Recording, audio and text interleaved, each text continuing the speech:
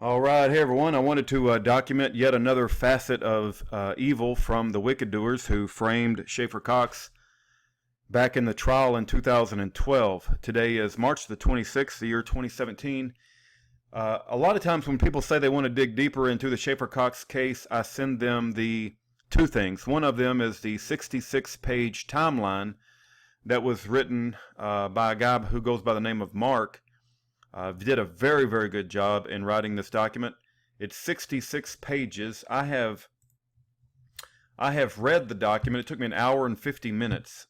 This is a YouTube video where I read the entire document into YouTube. It's called Shocking Revelations of DOJ Corruption.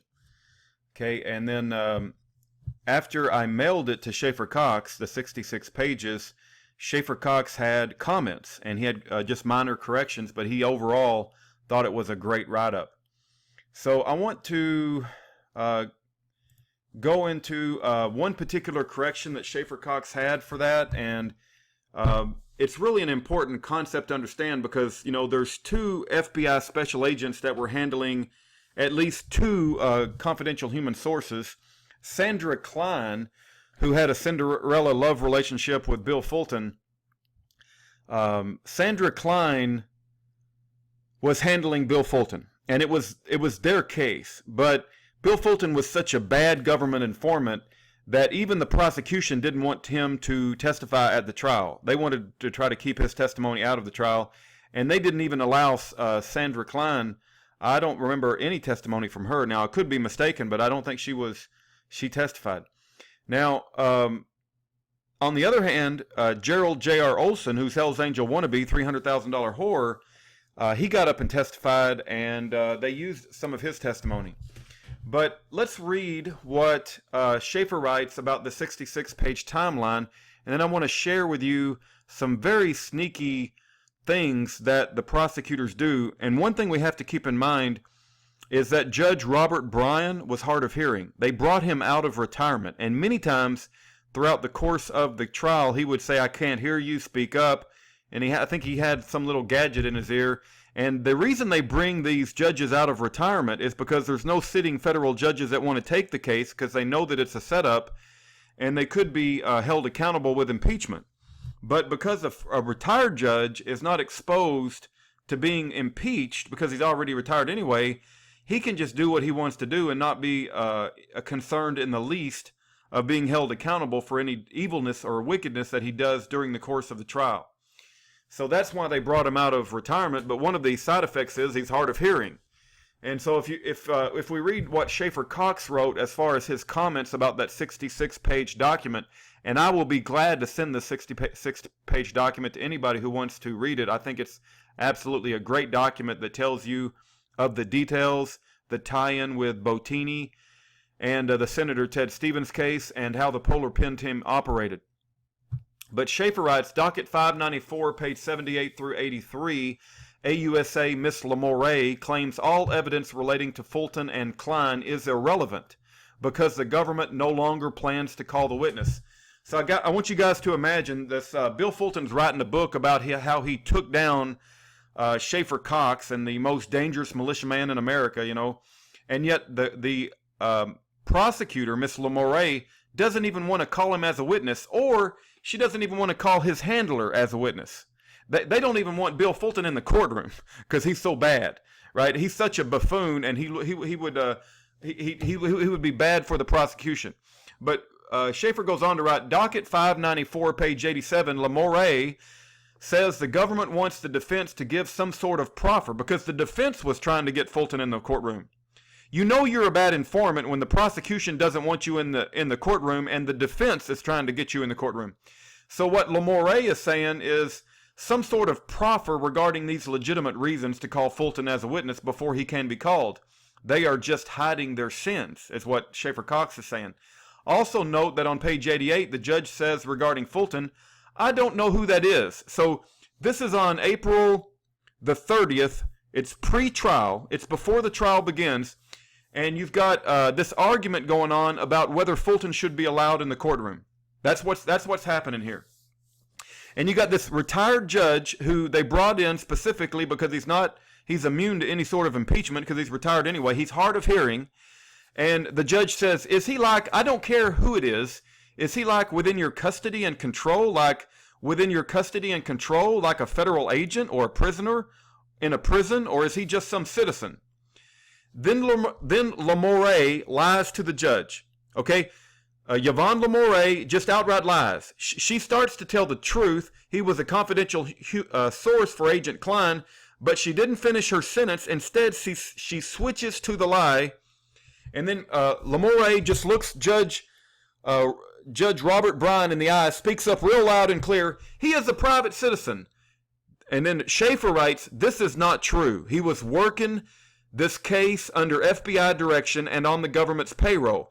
What Miss Lamoureux did was a lie to the judge so as to deprive him of the facts that were essential for him to make a proper and informed determination as to whether or not those 60 out of 80 redacted pages were relevant to the case. The judge ruled to leave the 60 pages redacted. Leave the 60 redacted pages redacted. But he did so thinking that Fulton was just a private citizen. For all the judge knew, Fulton could be Klein's significant other, in which case nothing they talked about should be relevant at all. However, Fulton was Klein's informant, and Klein was the supervisor of the JTTF, Joint Terrorism Task Force. So almost anything they did or didn't say is relevant in one way or another. But whatever is in those redactions is bad enough for the government that the Polar Pen Gang decided to drop the supervising agent and main informant as the witness. Then lie to the judge to keep from having to hand it over. But dropping Fulton and Klein as witnesses does not make their misconduct during the investigation irrelevant, unless, of course, you are Polar Pen gangsters who make up your own crooked rules as you go and cross your fingers not to get caught. Lamoureux did mumble in a low voice that he was an informant in this case. But she said it so quiet that the hard-of-hearing judge did not hear it. She surely said, he is a private citizen, loud and clear, looking the judge in the eyes, and in response to the judge's direct question, is he just some private citizen? So the judge specifically asked, is he just some private citizen? And she responded loud and clear, looked him in the eye, he is a private citizen. Then the judge did not hear Lamouroux's muffled post-lie confession that Fulton was an informant. Instead, he thought she was asking him for a specific ruling and indicated that this was his question that followed her paper muffling shuffle. You should read all of docket 594 and see how many times the judge says he can't hear or didn't understand. All right. So this is the 66-page timeline. If you search this timeline for Fulton, you'll talk about it. It talks about Fulton and Olson. There's a picture of Fulton. We don't have any pictures of Sandra Klein, but it talks about what was allowed to be heard by the jury, what was not allowed to be heard by the jury.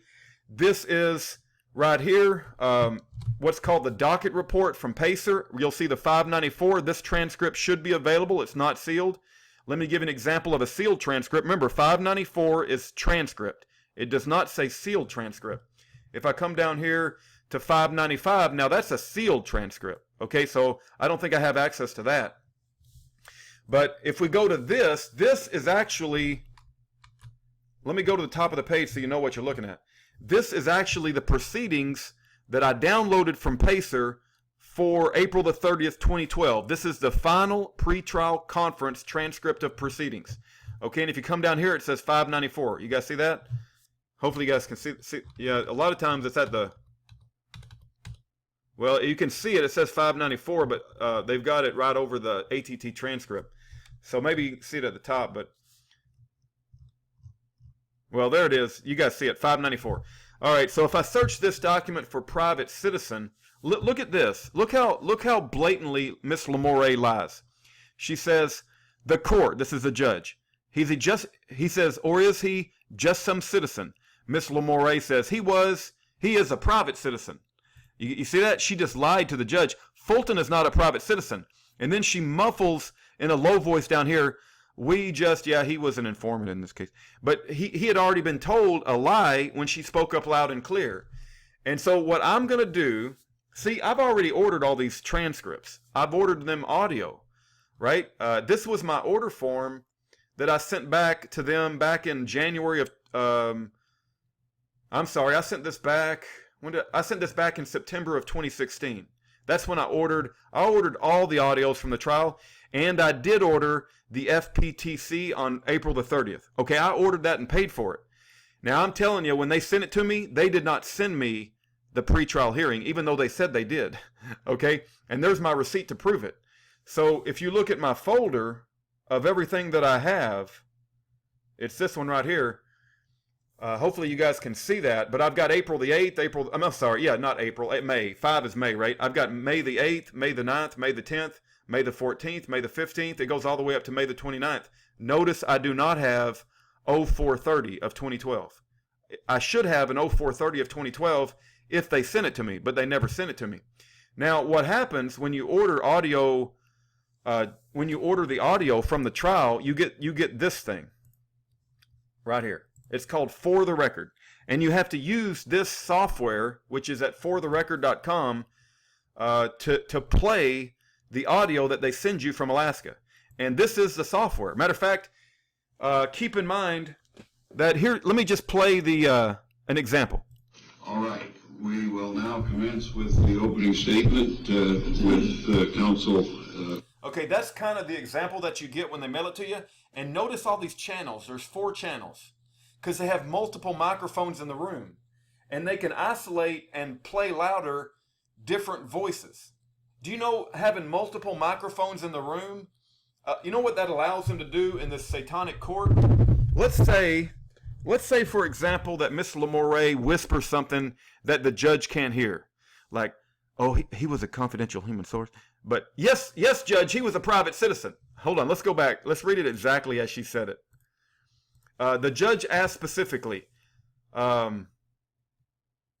this is the judge, is he like within your custody and control like a federal agent or a prisoner in a prison, or is he, this is the judge now, just some private citizen? Miss Lamoureux, he is a private citizen. And we accepted service today of a subpoena from M.J. Hayden regarding his trial testimony, and we will make arrangements for him to be here.